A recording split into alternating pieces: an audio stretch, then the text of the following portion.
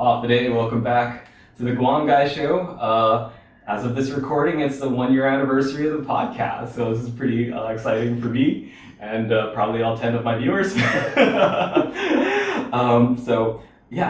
guess I gotta just say some thanks. I started a Patreon a couple of, not even 2 months ago, patreon.com/TheGuamGuy. I want to thank my supporters there, Miguel Pavacqua, Patricia Hackney, and Rachel Bateman. And most importantly, and I don't think I've said this enough, KUAM, this podcast wasn't even my idea. At the time, Chris Barnett, now Senator Chris Barnett, formerly of KUAM, called me up one day. He's like, "Hey Farron, you want to do a podcast?" And I'm like, "Okay." I thought he meant doing it together. And the day before the first episode, he's sending me to you, Vic, behind the camera, saying that it's my show and I have the guests I want, I have the conversations I want. So, okay, so I had to suddenly change gears and prepare to completely host a podcast, and now it's been a year of doing this. So thank you, KUAM, for initiating it and continuing to support this podcast. We have a really fun, exciting episode, and I expect there'll be a little hard parts to get through. It's on the animal scene here on Guam, with a particular focus on our stray dog population. We are actually inside the SNIP clinic at GAME. This is an operating room. This is an operating table. I'm joined with guests, Animal Control Officer Matthew Demapan. Am I saying that right? Cool. And also Territorial Veterinarian with Department of Agriculture, Dr. Mariana Turner. Thank you both for joining me. Thank you for having us. Thanks for reaching out. Glad to be here. Okay, cool. So I guess we can structure this episode to start off big, and then we'll take it down nice and small. By big, I mean we'll talk about the stray dog animal population control as a whole around the island, or maybe even the village level. And then at the end, we'll talk about what individuals can do, what they can call animal control officers for, what's a reportable thing, stuff like that. So really at the individual level.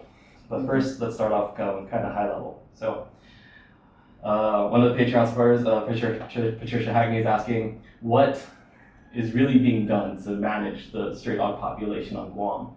And I understand there's been some new developments, so let's go ahead and go right through those. Yeah, so dog population management is really, it's a huge thing, especially here on Guam, because we do have so many, not only stray dogs, but also owned dogs as well.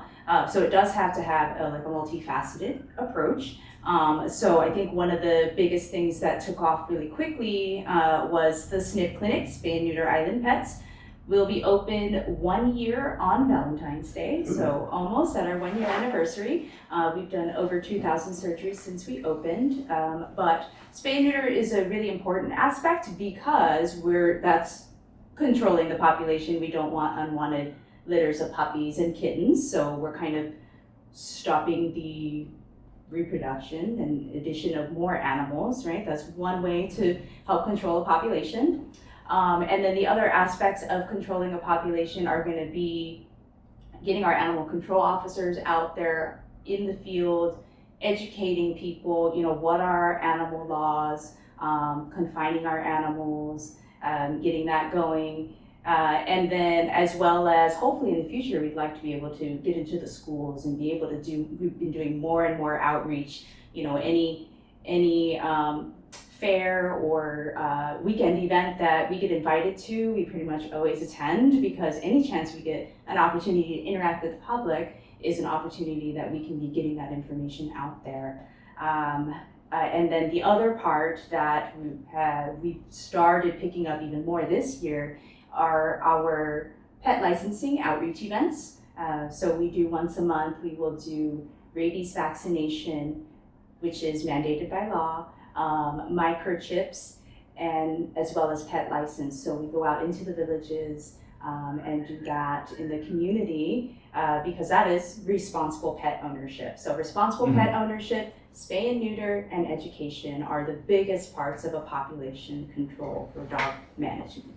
So yeah, let's do with that first one. So we're in the SNIP clinic and there's a SNIP program. What is the overall gist of the program?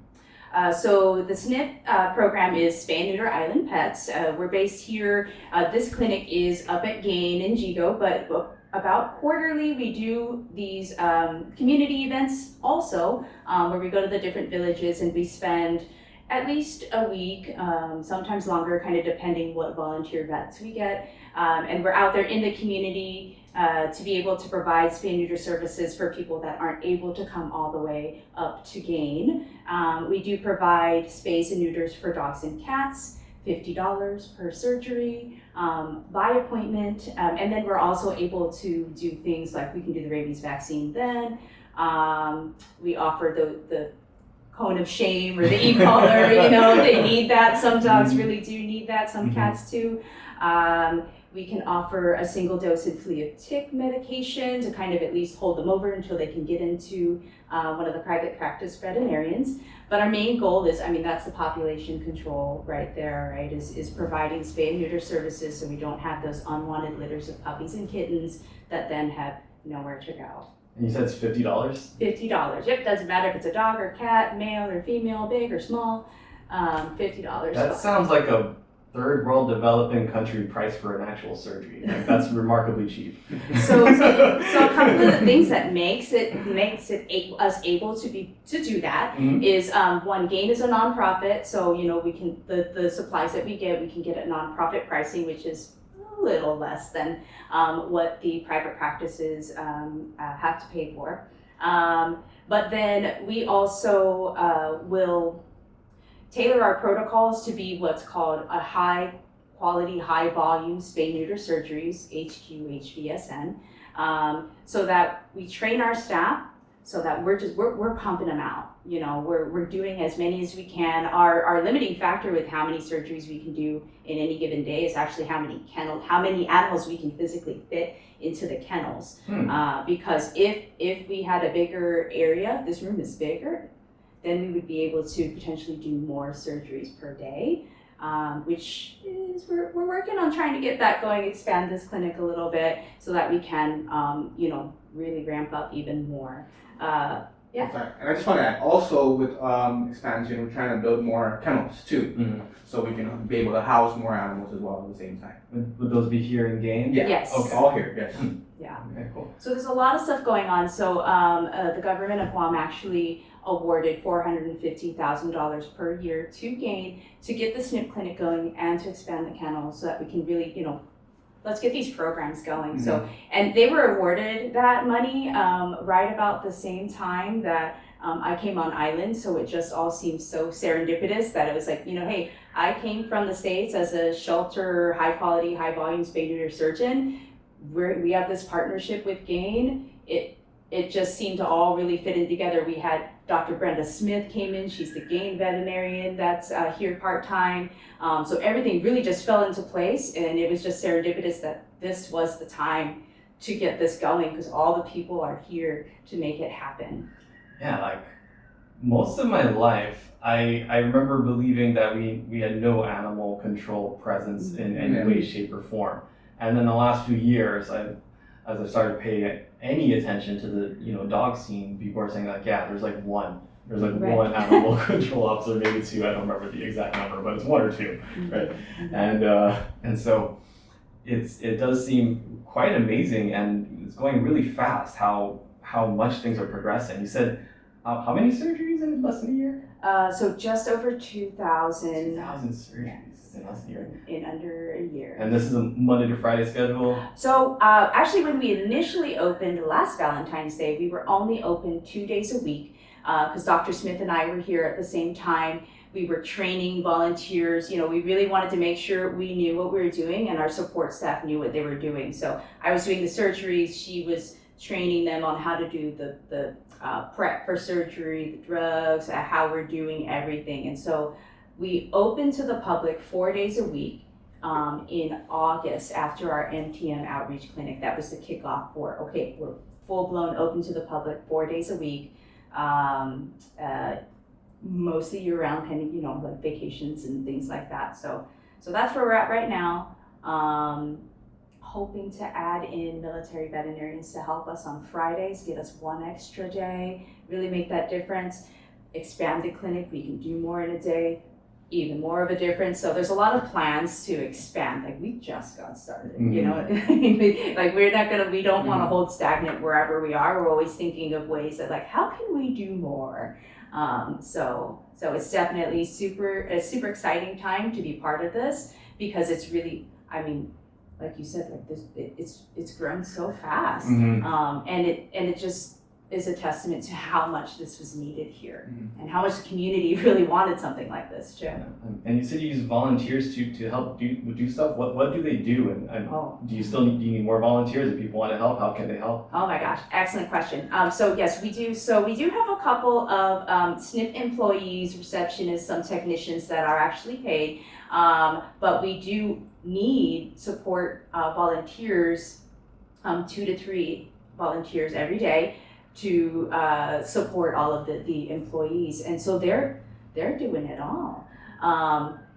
So we have a couple of different stations. So we have, like I mentioned earlier, our prep station where they get ready for surgery, and that's where we're giving them their induction medication. What's that, induction? Induction, so induction anesthesia. So they get an injectable anesthesia, makes them sleepy. And then just like humans, we put the little endotracheal tube in their mouth, and then we give them, we maintain them on. Help them breathe or make them breathe. Yeah, so it's so that we can give them oxygen and then gas anesthesia to keep them asleep during their surgery. Just for the listeners, again, we are inside the operating room, and there's this piece of equipment next to us that basically will breathe for the animal and give them something to keep them asleep.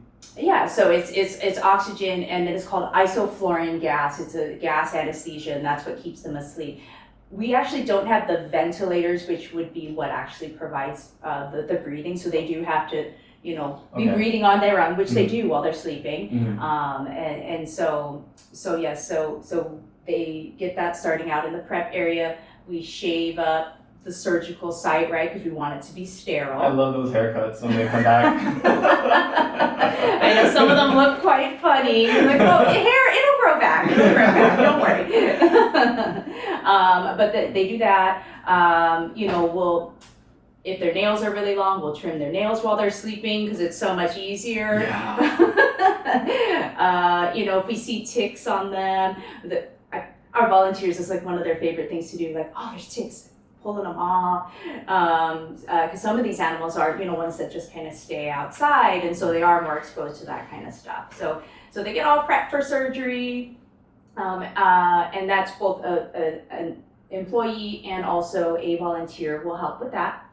And then they'll come into surgery, and then kind of depending on the day, we may have an employee in here with the surgeon, or if it's a more experienced volunteer, they can actually be in surgery with us. Wait, you could have a volunteer in here with you, and you'll like scalpel, and they give you the scalpel. No, so not quite. They're not like they're not really like an assistant surgeon, but they're more like an anesthesia monitor person. So as high quality, high volume spay neuter surgeons, we're very adept at being able to do surgery by ourselves 99% of the time.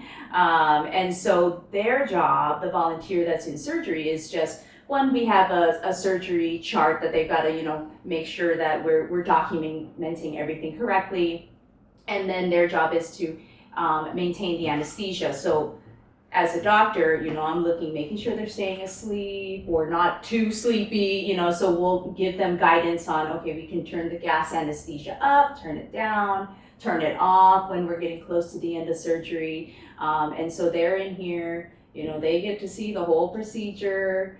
They don't get to, actually get involved in the surgery. A lot of some of the volunteers are actually surprised, like, wow, I thought I was just gonna pick up poop all day. No, you get in there, you do pick up poop also. But they get to be in here and they get to be really involved, and that's some of the things that a lot of people, you're not able to do as a volunteer in other places. Then we also have our recovery station, which is where after we're done with surgery, they go out into our recovery area, and then, we're monitoring them as they're waking up from the anesthesia, making sure they're coming around okay, get the endotracheal tube out when they're starting to wake up, be like, what's this thing in my mouth? So we get that out, and then we do some more cleaning ears if they need that, and we have some extra time. We will sometimes even, If they have mats or, like tangles in their fur, we'll try and shave some of those off or brush some of those out. If we have the time to do that, just, we're here, we want to make a difference, we want to promote population control, but we also want to take care of the animals as much as we can while they're here with us. So, but yeah, volunteers are involved in all of that. Of course, picking up poop, cleaning up pee, it's always involved, unfortunately. And then we also have our station towards the end of the day of cleaning up all the instruments, getting them ready, packaged, and re-sterilized for the next day. There's a key word in that SNIP acronym, spay and neuter island, pets. And it's $50 to make an appointment, bring an animal in and get it fixed, spay or neutered. Now, the word pet there kind of implies that it's for pet owners to bring in their own pets. Can anyone just bring in any random animal, or you have to have some kind of ownership or custodianship, whatever the word is for a dog, let's say? Yeah. Great question. So the word pet, especially here, like on Guam, is kind of a loose term, because we have our pets, our pampered fur babies that are kept inside, and they get groomed and they get bows in their hair, clothes, Christmas gifts, birthday parties, all of this stuff. So that there's that level of pet, but we also have, our pets that we keep outside as protection for our property. And then we also have our kind of more loosely termed pet, or sometimes more of a community pet, like that kind of that roams around. And so for us, as long as somebody is bringing the animal in and claiming ownership, because we do have to say, we need your information, we need your animal's information. So as long as somebody's claiming that I am taking responsibility for this pet, they are allowed to come in and bring their animal for surgery. So like I was friend in Molluso, and I used to spend a lot of time down there, and he would be like, that dog is the grandfather of basically half the village. And I'm like, oh man, I don't know, bro. So he could like bring in that dog that he feeds or looks after, get it fixed, and prevent the further increase in the population or the sustaining of the population. So you can, but it really comes down to volunteering your time either here in the clinic, or maybe if not more importantly, people just taking responsibility for their own pets and the animals in their own area to prevent them from breeding and keep having litters of puppies, and then you feel bad when you see them starving. So I'll tell you one of the reasons I wanted to start to do this podcast episode with you guys. I was on back road heading toward Manilao, and it was a horrible scene. I saw a dog, skin and bones, looking terrified and stressed out, eating another dog.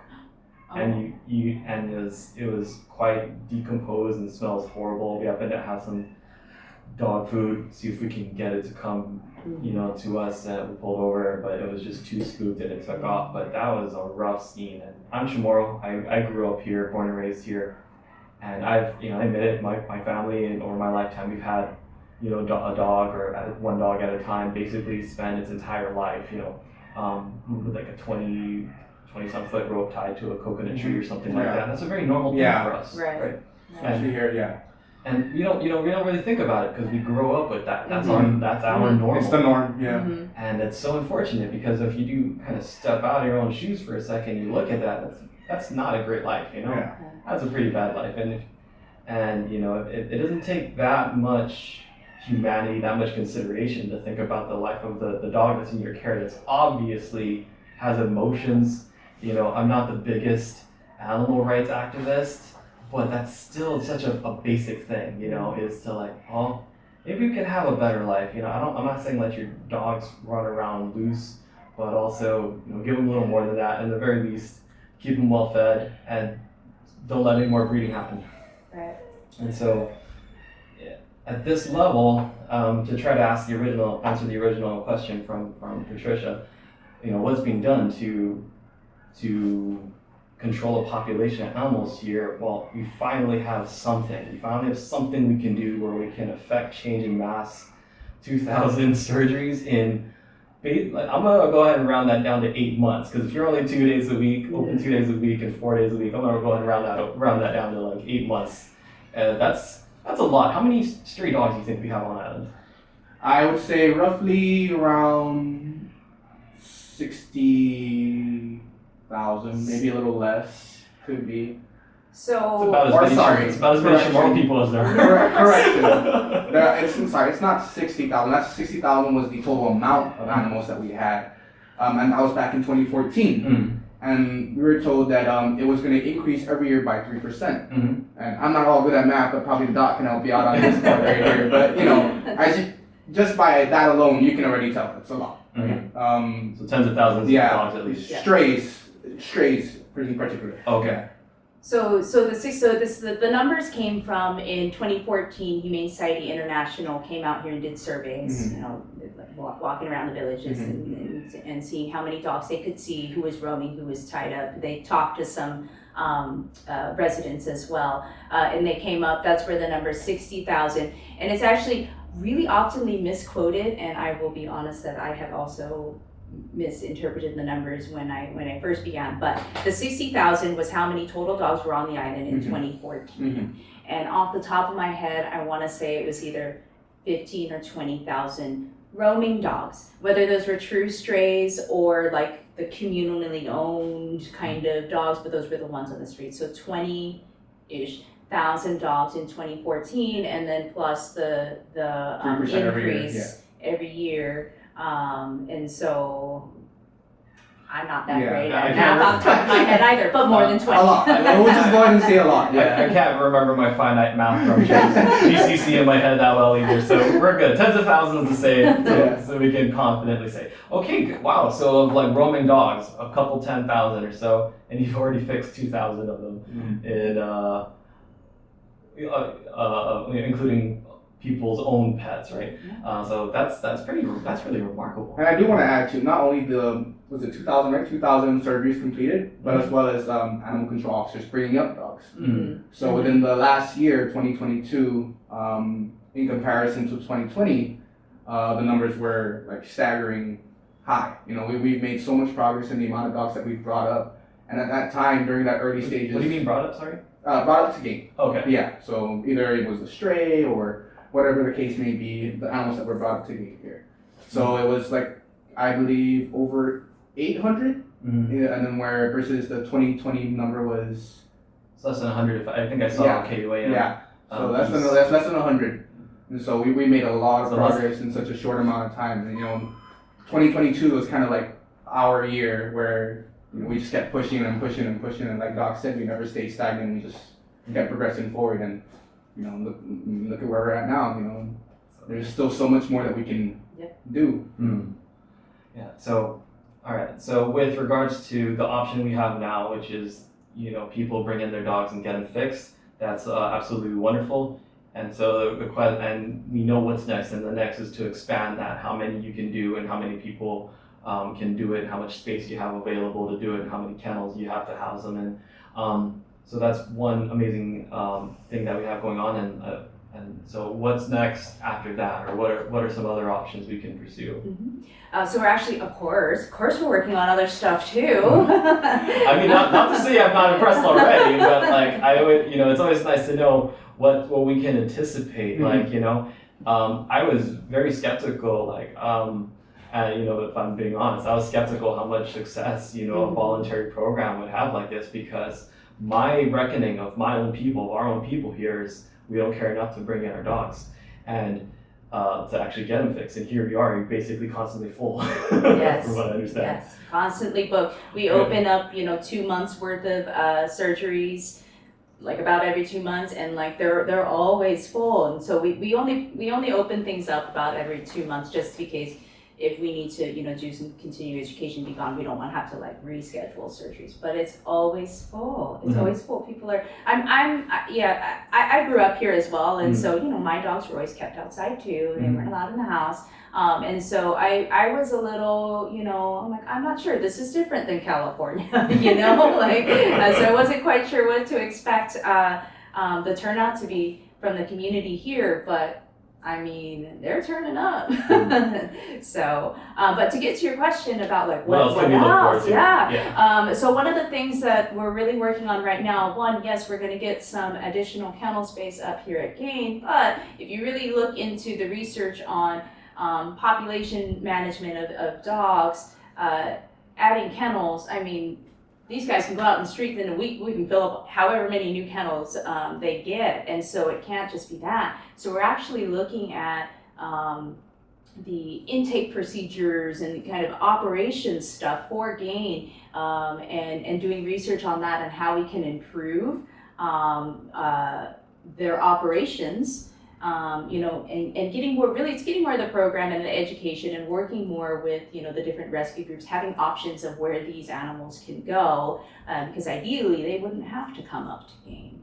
Only the ones that were really, really in need of kenneling services should come up here. So we're looking into, how can we move animals through the system quicker? How can we get animals adopted faster? And then how can we divert intake? So what else can we do? Provide services for the community that means that they don't have to bring them up. So for example, housing, right? You live in a house and you have your pets and you need to move for whatever reason, and it's challenging to find a place that will accept pets. And so that's something stateside that I was working on is, can you build, like a pet friendly listing of apartment complexes or rental homes, so that it just makes it easier for people. It'd be nice, hopefully there's people listening that can make this happen, to make some kind of legislation or whatnot to give an incentive for landlords to allow pets. Would be really great. And so that's one of those shiny, pipe dreams that maybe somebody can help make happen. But I could see it like this is a different thing, but it does seem like the scene of around dogs is changing. Like GPO allows dogs. Right, yeah. I would not hear Home Depot seems pretty friendly to dogs too, so I could totally see that happening. Cool. Anything else on that thought, or next question? That was about it for that particular thing, of course, and then education. I'm just really looking at ways, getting into the schools, trying to get some like summer camp type programs where we can work with kids and just have fun learning about animals. Again, kind of a little bit of a pipe dream, like where am I going to fit that in my schedule?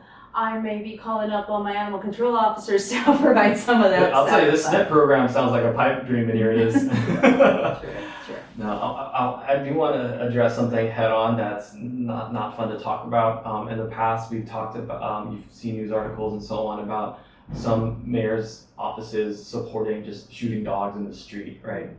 And I don't want to, say I would support that or anything like that. I could see like a quick painless death. I can see some pros to that, but immediately the reality of who do we trust to shoot dogs in neighborhoods, around our houses and around our families? And for me, that answer is basically no one, except for someone, unless it was someone's really trained. And even then, I'd be like, ooh, I wouldn't want to have that. Yeah. So, like, what do you have a response to that? Like, what? Yeah. Go ahead. So my first thought is really, why would we want to do that? Okay, because we have a large dog population problem. But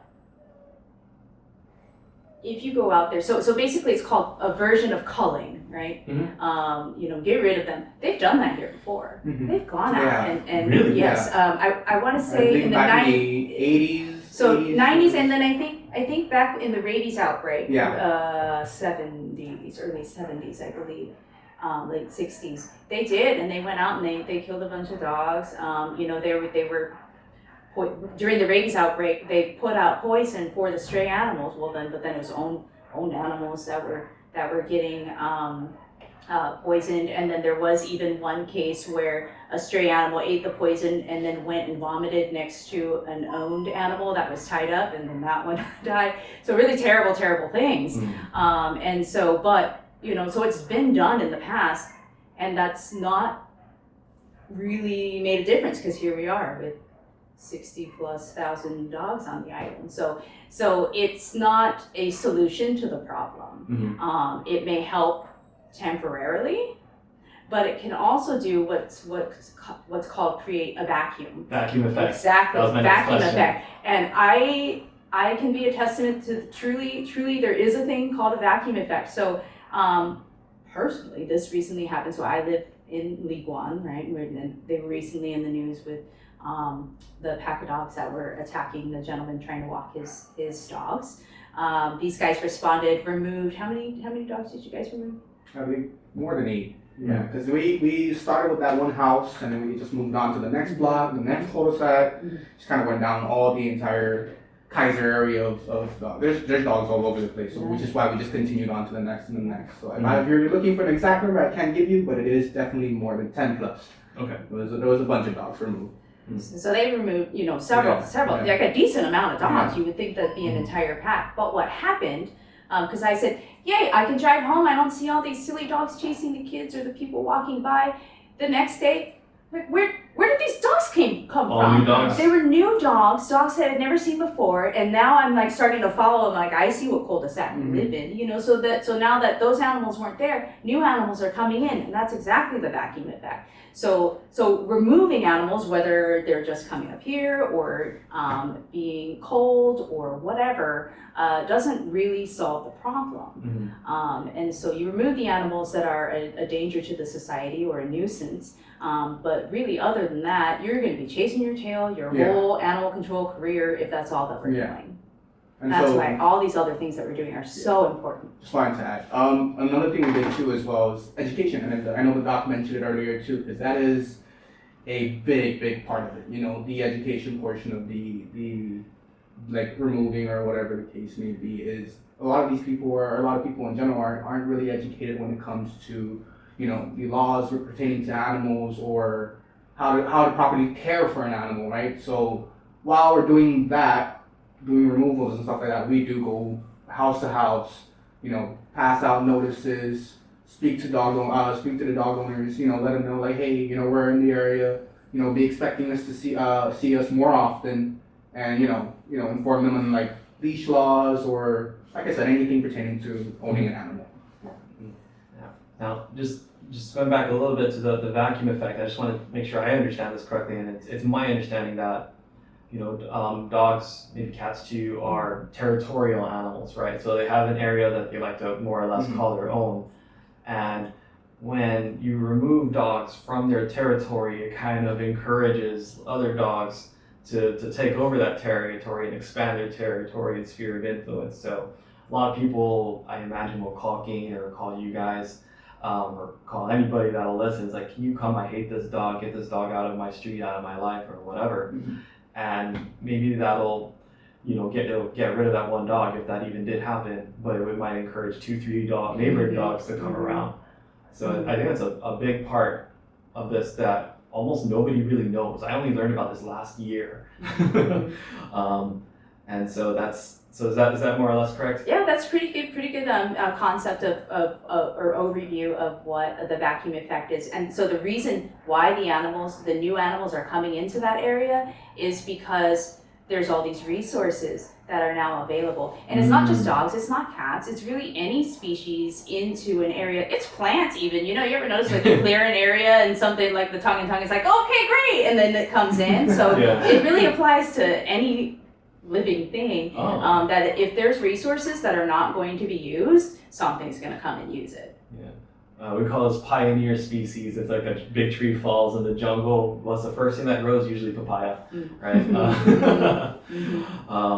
Yeah, excellent. So, Officer Matt, maybe we can pivot things over to your side of the scene a little bit. And so you are an animal control officer. I understand maybe that name might change, but fundamentally you are an officer. Yes, I am an animal control officer. Okay, and so the word officer, like police officer? In a way, yes. So you can write tickets and stuff? Yeah, so basically if you could imagine, we're like police officers for animals. For animal health. Yeah, exactly. Yeah, so and can you go into people's like land or houses in situations that call for it? Yeah. So Depending on the situation, yes, we can. We are allowed to. It's called probable cause. Mm-hmm. So if we were to witness, a dog that's needs care right away, then yes, we can enter the property, but just for the animal itself. We're not going to go on the property to look at, look for anything else. We're just going to go there. We're there for the animal, remove the animal, and bring it get it the necessary care that it needs. So probable cause is what you would call that. And then same thing with like a police officer. If we needed to obtain a search warrant or anything like that, then we can do those as well. Yeah. And you can write citations. You have Citations as well. like Yes. a ticket book. We all carry, just like a police officer does. We carry a ticket book around with us, and I would say the most common citation that we write is running at large, and that basically translates to dogs loose. Okay. Any loose dogs and normally owned dogs. Yeah. How many?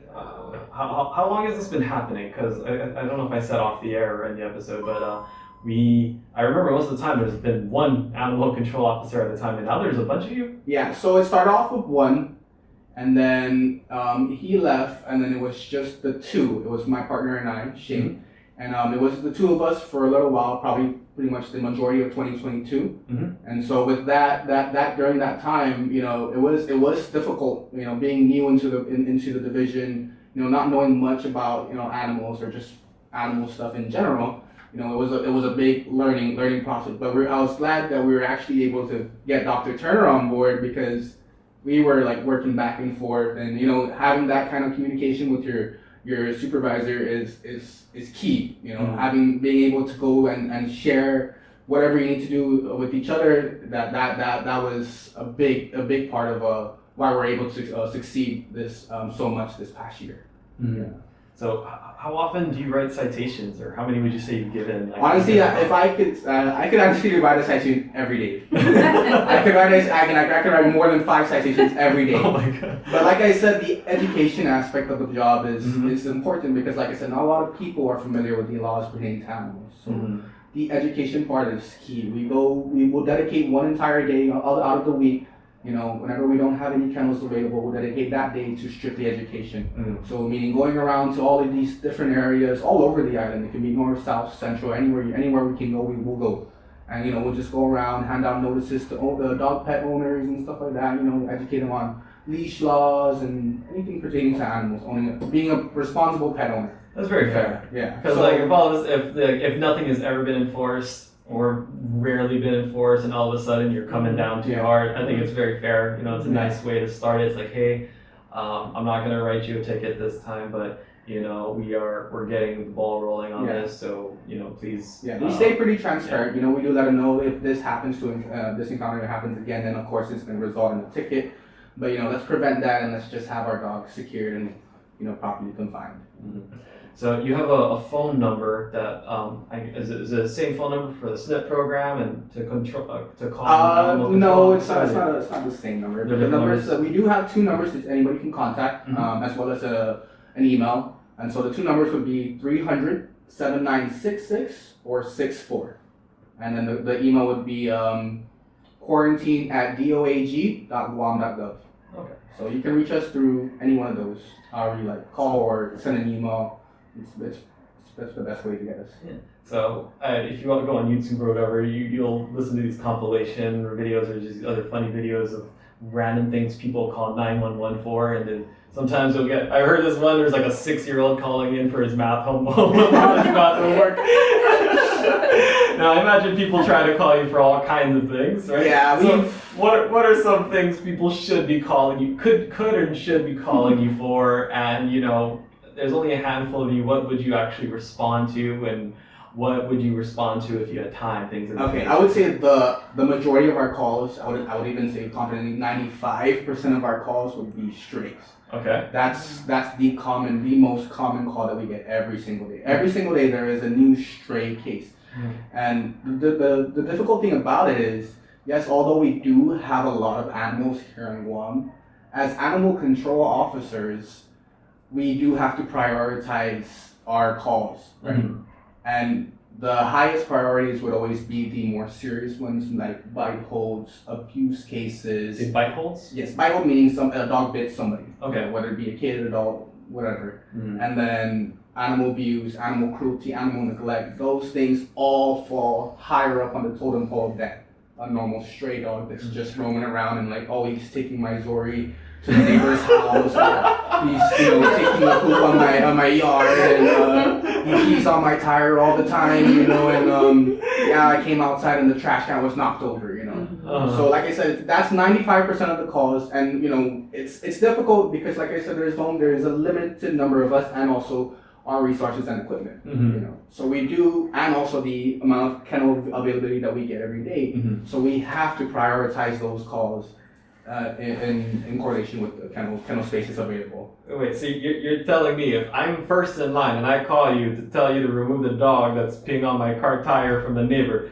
you're gonna jump over me and respond to a dog bite? Yes. Okay, exactly. And that's exactly what you should do. That's exactly what would happen. But 95% of the calls. It's every day. Every day there's 15 new complaints about strays in the area. You guys should start a Twitter or something where you just record these calls, maybe modify them a little bit, and just play them verbatim. Just play them exactly as they're recorded. That'd be hilarious. That's how you're gonna get 50,000 Instagram followers if you just have these recorded hilarious calls. That's not a bad idea, because some of them are quite, you're just like, this is going on here. Well, then Some of them are great. It might backfire. People might call just to try to make it onto the Instagram account. All right, so we talked about those, like, oh yeah, go ahead. So sorry, I just wanted to jump in a little bit because we do get so many calls about strays and it's really frustrating that we can't pick up like not even a small percent of them. But there are some things that the community can do to deter these animals from being in the area. Is there somebody that's feeding them? Is it you? Sometimes we get that, so that's the hard thing. Like if you're feeding the animals, of course they're going to be there. Of course they're going to poop in your yard. If your neighbor's feeding or whatnot, there are laws that if you do feed an animal, at some point you are the owner.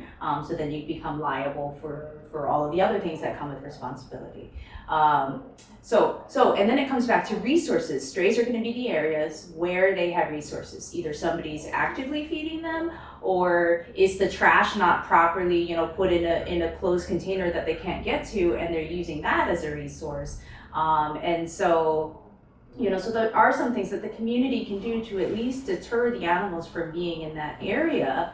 And sometimes it can be frustrating. You're not doing anything, but the neighbor is. But the more that you can kind of get the word out that the community has a role in what our stray population is as well. And so just putting our trash away so that the animals can't get into it. It's hard. It's so hard. Once again, that's why we educate people. Yeah. When we go out and do education, we talk about all of these things. It seems pretty simple, but Yeah, and this is a personal gripe of mine. You already said it. Like I stay in an apartment. There's a handful of dumpsters in the property, and people will, if it's full, they'll just leave it on the ground right next to the dumpster and expect not to have a problem with that. And then the next day we wake up and then there's like a half a parking lot full of trash because someone couldn't be bothered to, if they take it out at Sunday at 9 p.m. They couldn't, just wait 12 hours. They couldn't just take it out in the morning before they go to work, and then we have to deal with that problem. So it's not just a dog problem now, it's a littering problem. Right. And I don't say a dog problem, say dog issue, I think is a better word to say. So yeah, let's come back to like the serious calls you get. Let's say, will you guys, if people call you, I know I've actually called you guys once or twice to remove a dead dog from the street. Is that something in your wheelhouse? Is that something you would do if you had time, or you just wouldn't do ever, or? I'm glad that you mentioned the whole time part. Dead dogs, yes, we do pick up dead dogs, but particularly on highway roads. As far as village roads, to my understanding, it would be your mayor's office. But yes, time is something that we rarely ever have. We're out doing. We can come in right away and then be gone for the entire day and come back when we're about to close the gates to the apartment, right? So that's how busy we are. And as far as how some serious calls that we've received, man, there's a bunch, and a lot of people don't realize it because the whole perception of animal control in general is just, they're just dog catchers. And granted, we do Cats, dogs, yes, of course we do that. That's in our job description, sure. But man, I've dealt with some really like eye-opening stuff. You know, like some hoarding cases. The hoarding cases, man, those are really. What is that? So hoarding. I don't know if you've ever seen TLC, those hoarding shows and stuff like that. It's basically people that. that just fill up their houses with stuff. But with stuff and animals and dogs. It can be cats. I've been in a house where there's this one elderly lady. She's in her 80s and she owns 23 dogs and 26 cats in and outside of the house. So the second you walk onto the property, it's like you're a game. Mm-hmm. You know, it's jumping. You know, it's like there's a lot of stuff going on, and in the house, the state of the home is, man, it's a sight to see. Are the animals cared for, or is? So the thing about hoarding, it is a mental illness. So in their eyes, what they're seeing in their eyes, it's okay, Mm-hmm. right? But to the rest of us or anybody else that comes in and sees it, it's bad. You know, it's bad. It's not good. The dogs may be fed, sure, yes, but just the overall living conditions of the dogs, and then as well as if you take into consideration the person, yeah, it's terrible. And Are they house trained? No, none of them are trained. I mean, if you had 23 dogs, are you going to be able to house train all 23 dogs? I wouldn't think so. And like I said, a lot of times it's elderly people we deal with, Mm-hmm. and you know, I've gone into houses where you have boxes stacked up all the way to the roof, cushions torn out. You can't even use the restroom. You can't even use the kitchen. There's dogs all over. They're hiding in like crevices in the closets, and they're all over the place. You know, and maybe I can show you later. You know, it's wild. It's a wild sight to see, and you know, it's a real eye opener. That's like, you know, we do have people out here living in these kind of conditions. You know, and it's kind of heartbreaking, honestly. Because when I'm going through these cases, doing these hoarding cases, I imagine like somebody that I know, like imagine my grandmother living like this, and that's just unacceptable, you know. And so it's tough, and it's not just hoarding; it's the abuse. I don't know if you saw recently there was you know, just for the listeners, we're recording this like literally 2 days after the was it Santa Rita? Yeah. A young man hit a dog straight in the face with a piece of wood, knocked it out cold, and then hit it again. Yeah. I don't know how many more times, and that was really rough to watch. Yeah. I don't know when we're gonna air this, but we're recording this 2 days after that happened. So go ahead and continue. Yeah. So a little bit on that. Yeah, we did our own investigation on that incident. Good news, the dog is okay. He's being cared for. He's a happy dog, so that's a good thing, you know. That's how he was able to do that. It's just this trusting, friendly dog, and you just sweet dog. He was such a sweet dog. Just stood there and took it. Wasn't expecting it. So he actually got up and went home on his own. So that was a huge plus.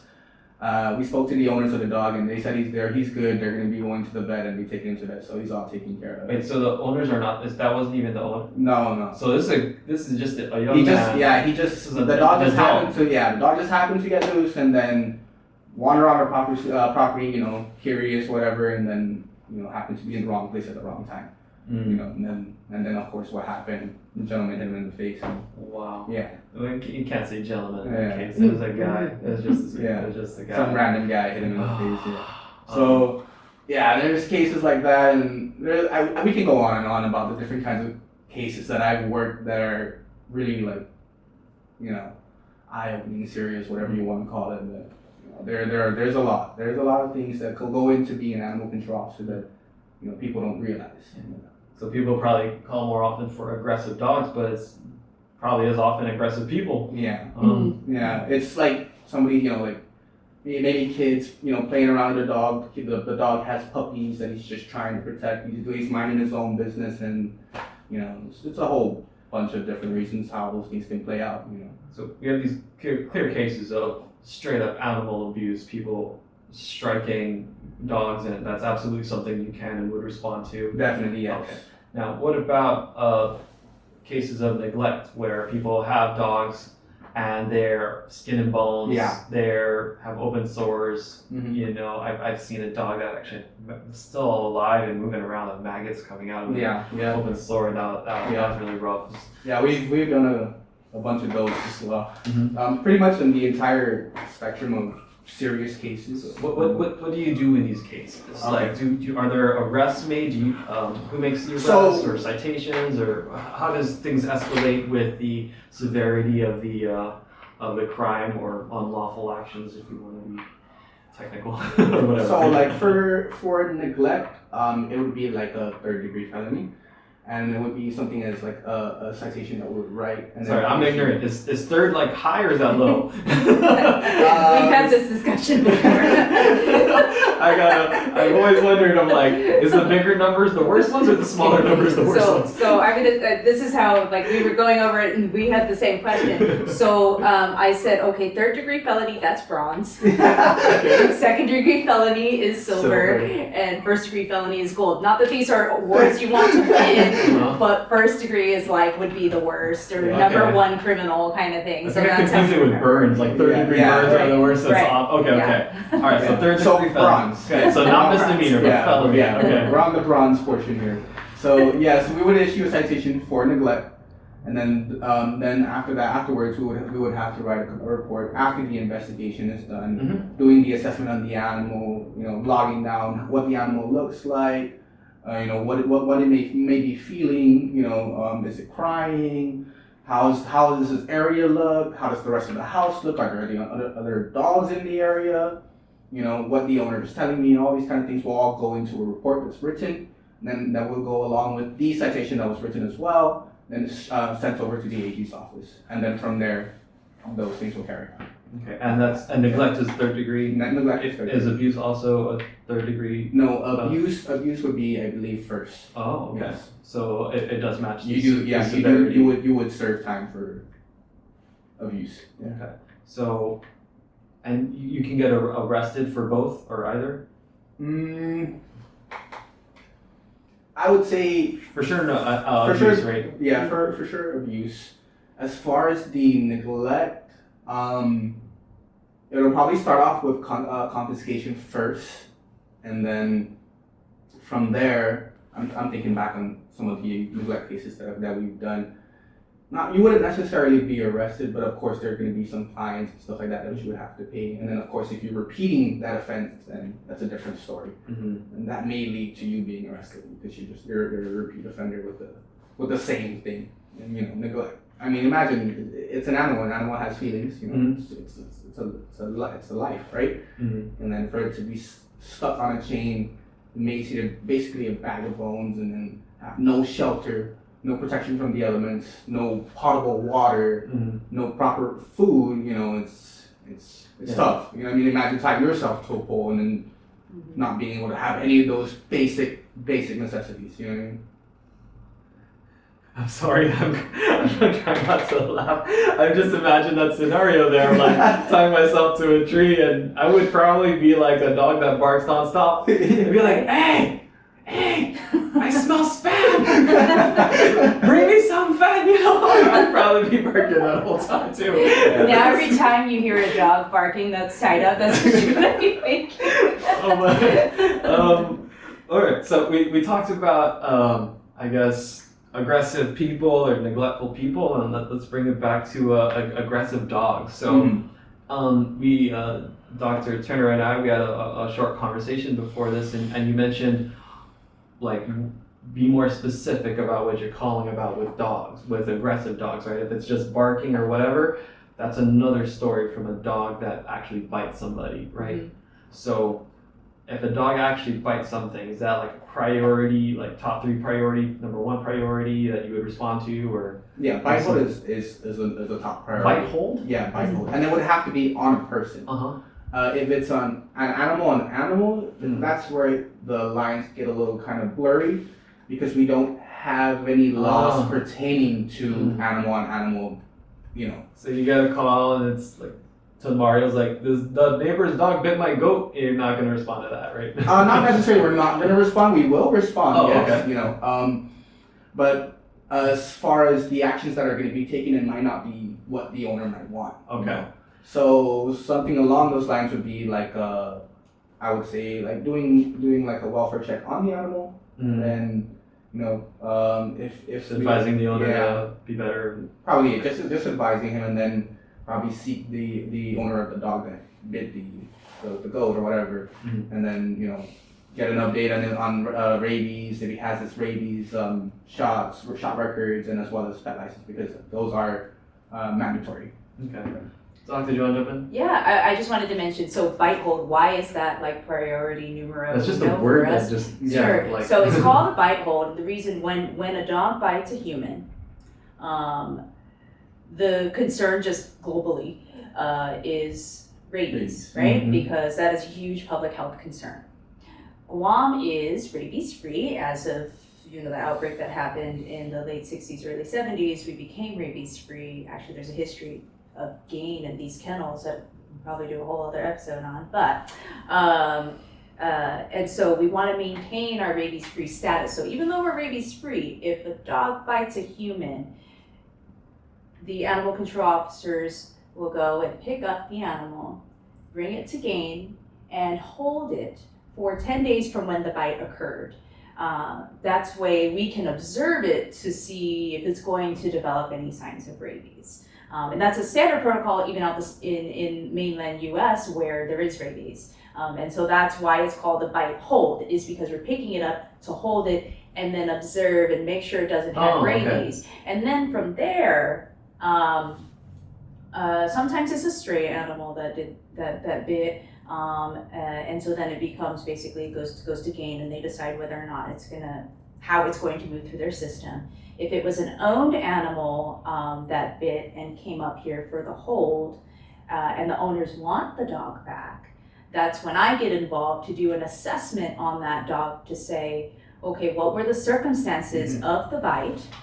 And is this dog safe to re-release back into the community? Right? Yeah, exactly. Break skin is the key. So sometimes say, oh, it bit, but if there's no blood drawn, then we're not worried about rabies. And so yes, now that's more of a nuisance animal that's or may at some point might bite and break skin. Just got lucky and didn't that time. But yes, you're right. It's when it breaks skin that it's the highest concern, and we need to do a bite hold on those. And so at the end, if the owners do want the animal back, I look at the circumstance of the bite, how bad the bite was, how severe the bite, how much medical care did the owner need to get, or to the victim need to get from the bite, and then how does the animal interact with me? Is this animal safe to re-release back into the public? Because let's say, two dogs were not getting along and they were fighting, and then owners, oh no, we want to separate them, and then we basically put our squishy parts in between the dog fight, and then now it broke skin. So that again, depending on what the general demeanor of the dog is, if it's otherwise friendly and just accidentally happened to throw its teeth onto human skin, I may say that, given the circumstances, we're going to educate these owners on, hey, when you have a dog fight, don't put your squishy parts in between there. You want to either let it play out or get something else to keep yourself safe. Or we need to get rid of at least one animal so that this is not going to happen. But if it's, if I come here to do my assessment and this dog is growling, lunging, or, showing signs that it is aggressive so there's different levels of aggression. There's dominance aggression, and there's also fear aggression. So if a dog is cornered enough, that wouldn't necessarily bite in normal circumstances, but if it feels like it has no options, it may bite. Sounds like people. Yeah, right, exactly. Again, just another example of how dogs have all those personality traits, have all those feelings and emotions that we do. And so really, Mike Tyson, right? I don't know if he went on a bite hold after that. I'm not sure. Shit, did you ever get a rabies test? But just to add to what the doctor's saying, after all of that is done, the evaluations and stuff like that done here, us as animal control officers, what we'll do is go back to the property where the dog came from, and then do a property assessment. Basically evaluate how the dog got loose, why, how often does it get loose, what are the surrounding areas, is there a daycare next to it, is there is there a school bus next to this place, and if this dog repeatedly gets loose, then maybe it's not the best idea for the dog to go back, So we'll do that assessment, and then we'll give that information to the doc, and that will help her make the decision whether or not the animal can return. And so she'll call me back and forth and then, like, oh, how was the dog when you picked it up? Was he biting at you when you picked up the cage? Was he trying to get at your fingers and stuff like that? We'll give her all those kind of information to help her make a decision whether or not the animal should be returned. So this is surprisingly holistic. You're like really looking at all the angles and the environment and everything. It's just how many of you there are. Yeah. Is that something coming up? Do you guys have temporary contracts? Is this going to end someday? Are your numbers going to go back down, or are you hiring? If you're going to be hiring more or anything like that? I don't know if you want to. So we do want to hire more. We're not currently hiring right now, but I know I talked to our director recently, and there are plans to hire more officers. We're still finishing up. Our new officers are just now getting to that citation level of their training, so they're almost ready to take those training wheels off and let them fly on their own. But we want to make sure that they're good to go. Then of course waiting to have the budget to hire new people. But my goal is to have a full what do you call that, fleet? Staffing pattern? Yeah, of animal control officers, career animal control officers. Roughly, should be for Honestly, an island this size? I haven't thought about it that much, but I would say a good number would probably be like maybe 20. 20? Okay. Maybe, I'm not totally sure. We would have to go into the details, do a little math. Well, that's 20 times more than there was before. So. Right. Yeah. So, and it's not necessary to the amount of animal control officers that we do have too.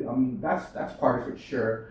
But another thing is too, we gotta keep in mind the amount of average kennel spaces that we get every day. So even if we had 20 animal control officers, if we're only allowed to bring up 3 dogs a day, it kind of defeats the purpose of having 20 animal control officers. You can get what I'm trying to say. It's like it's kind of like it's a give and take. But there's also the the plans for the expansion of how many kennels you can have and so on. Then there's the education aspect of it.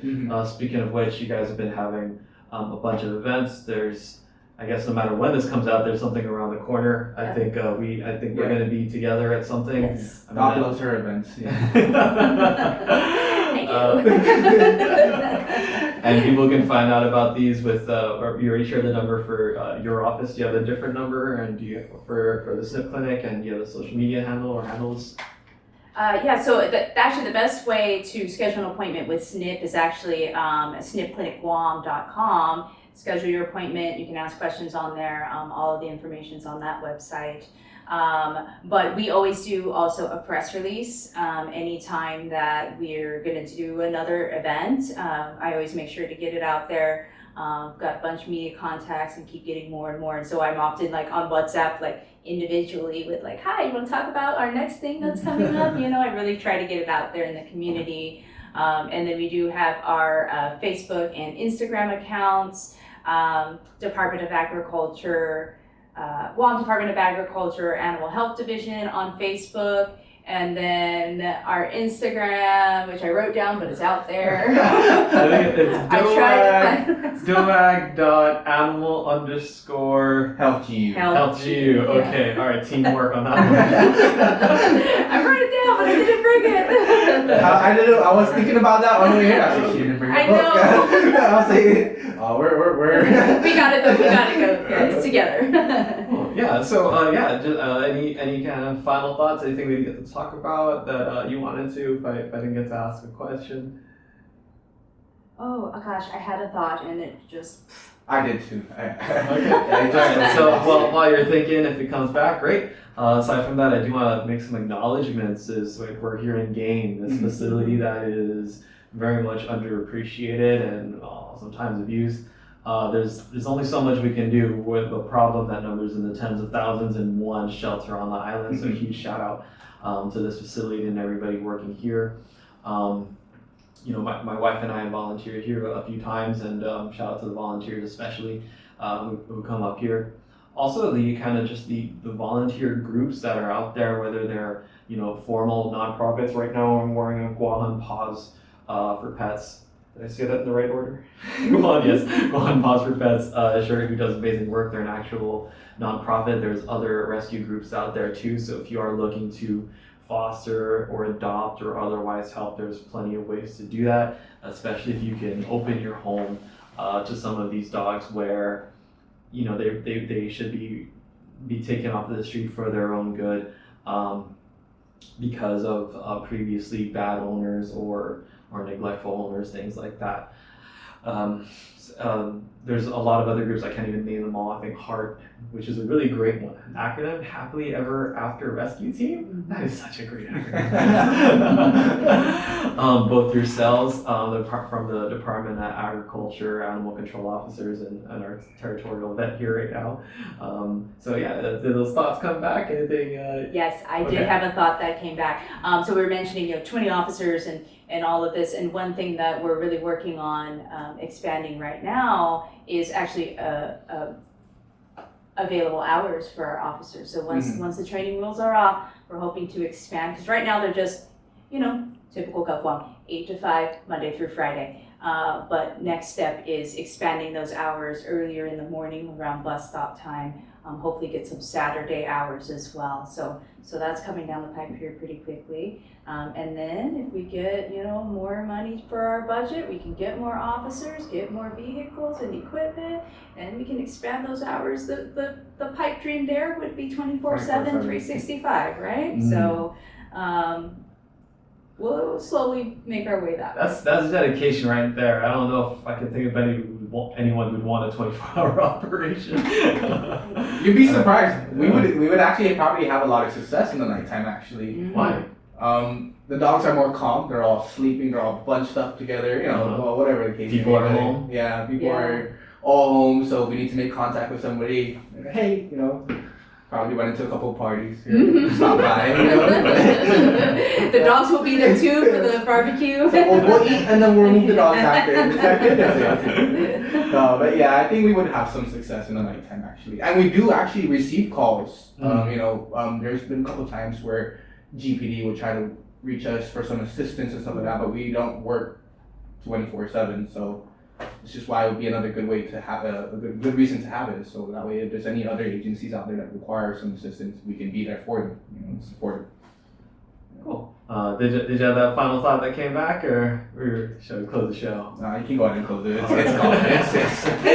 I'm sorry. There's so many things running through my head every single day that it slips my mind so easily. That's all good. Well, thank you both so much for being here, and thank you to the SNIP Clinic and Gain for letting us record a podcast episode in an operating room. So it's you want to hop on up? Maybe when the camera's off. All right, so listeners, viewers, thank you for joining us on another episode of the TheGuamGuy Show. And thanks, and we'll see you next time.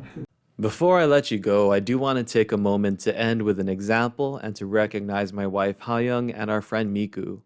We had a lot of stray dogs in our neighborhood, and it got rough to watch them starve and to pull dead dogs and puppies and cats too off of the road.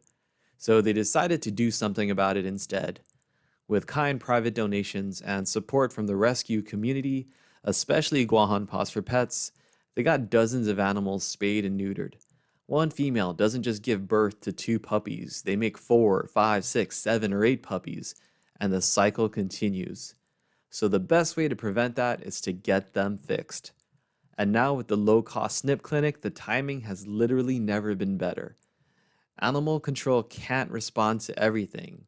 So if you want to see improvement in your neighborhood, then it is within your power to take some ownership of the problem and help make the changes you want to see.